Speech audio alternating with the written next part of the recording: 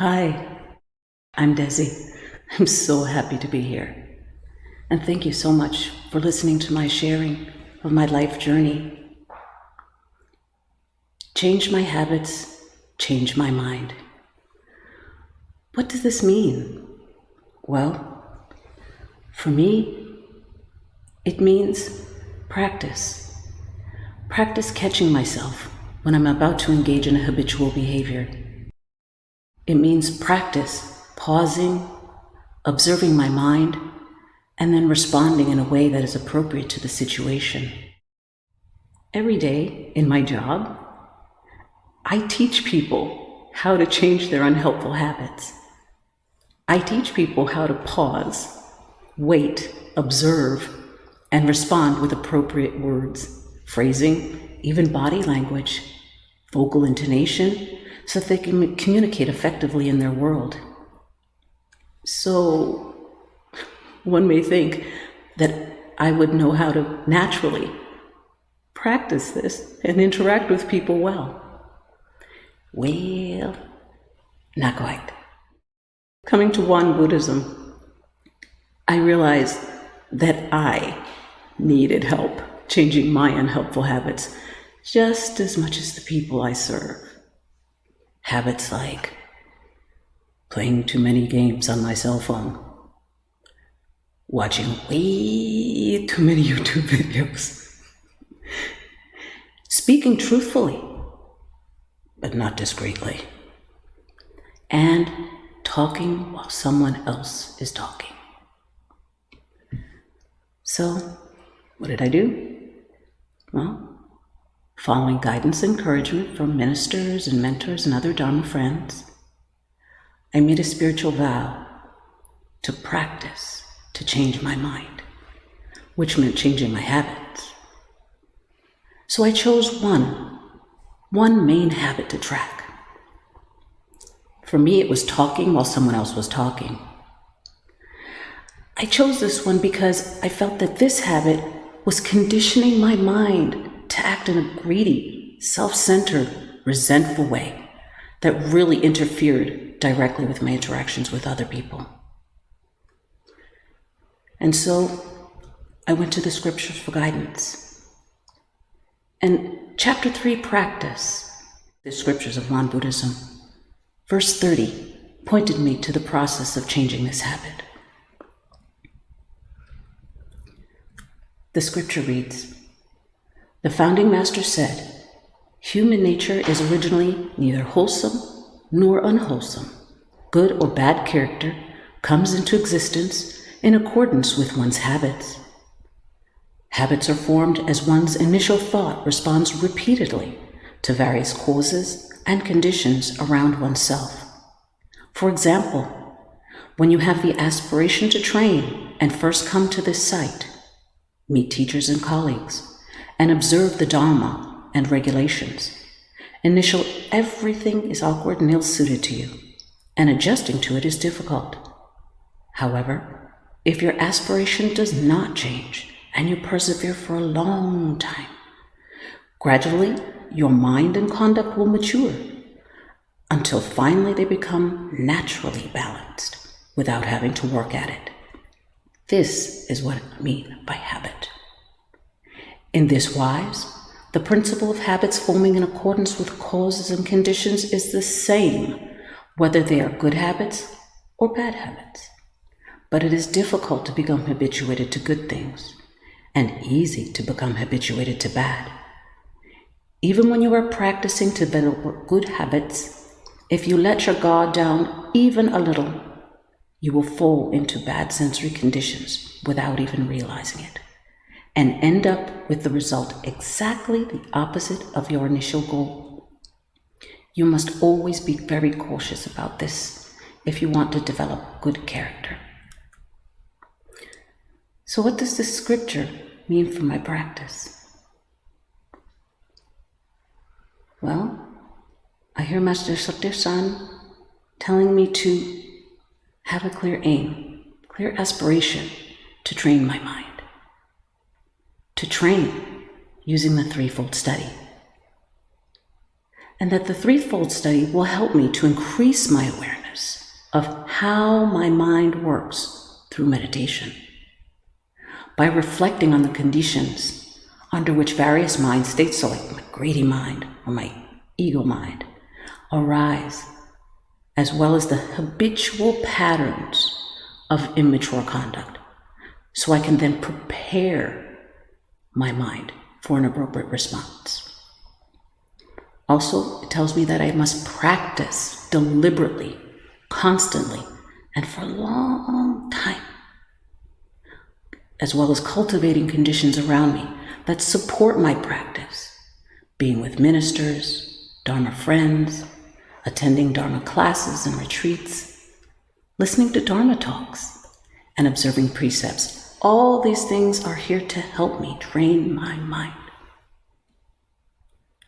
And so, what does this look like in my practice? Well, again, with a lot of guidance from ministers as well as Dharma friends, I focused and tracked that habit again, talking when someone else is talking. So I increased seated meditation from just one time in the morning to both morning and evening.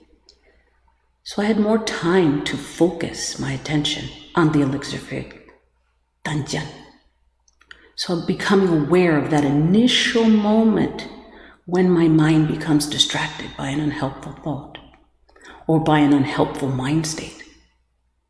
Observing it, then gently returning my attention back to the Danjian.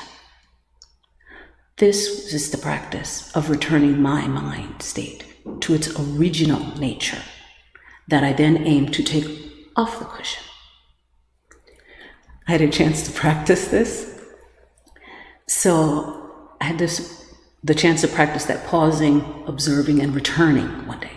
I was in a meeting with some colleagues and the client, and everybody was talking, sharing their ideas, their opinions about the goal, but as I was sitting there, it seemed like everybody was sharing and talking, but they were talking over one another. And there was no pause time. There was no space for me to put my contributions. And I just, I said, I wonder if I just interrupt. At the same time that thought arose, though, I felt that tingle of resentment. In the past, I had felt this before, and this is where I would habitually interrupt someone and talk over them. So, at the same time I felt the tingle this time, because of my practice, I paused and I observed my mind. Then I returned my mind to where it was just before that tingle arose, just like I had practiced in seated meditation. Then I began to actively listen to my colleagues. I waited. While waiting in silence, the social worker actually turned to me and said, "Hey, Desi, you've been very quiet. What do you have to add?" I was like, whoa, amazing. The conversational door was opened without me having to force it open. Later on, I reflected on my performance during the meeting in my journal. What did I reflect on? I reflected on the conditions, or again, the circumstances that were associated with that tingle. What were the circumstances? Timed meeting, 1 hour long, with colleagues and a patient, talking about goals. But then there was also lots of talking with little pause space. What mind states did I identify? Well, there were 3 main ones. 1, ego mind. Hey, I'm an expert too. What I have to say is just as important as what you have to say. My reflection. What mind would help me deliver my message in a more helpful way when I do get to speak? My full of myself mind, or a perfect, complete, utterly impartial, and selfless mind? The second mind state I identified was resentful mind. Hey, why is everybody talking so quickly, so much? Why don't you take a breath? Let me talk. My reflection. What mind state would help me maintain a calm, clear, well-rounded presence in the case I don't get an opportunity to talk? A resentful one, or one that is open and accepting, full of gratitude to colleagues for their contributions? Finally, the third mind I identified was a greedy mind. In my mind, considering interrupting somebody, taking the conversational floor by force and pushing somebody else out, that sounded greedy to me. My reflection. What mind would help me cultivate the discipline needed to change how my mind functions, as well as to change my habits? A mind that emulates 일반장. Perfect, complete, utterly impartial, and selfless. After reflecting, then I prepared for the next time. Preparation is, I see my schedule, I see a meeting or a similar situation. I'll observe my mind, actively listen to others. If my awareness lapses, like it did that day, I will pause, observe my mind, return, and restore my original mind. When I feel that tingle of immature mind states arising, then I will respond, which can also include remaining silent, depending upon the situation. And then I'll reflect, just like I'm reflecting with you. Reflect with my dear Dharma friends, ministers, and other teachers to reinforce this practice intention even more. So in conclusion, I will continue to practice, pausing, observing, and returning to my original nature.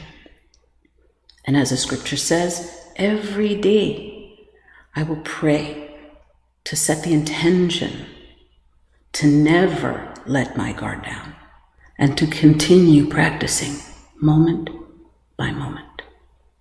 Thank you for listening.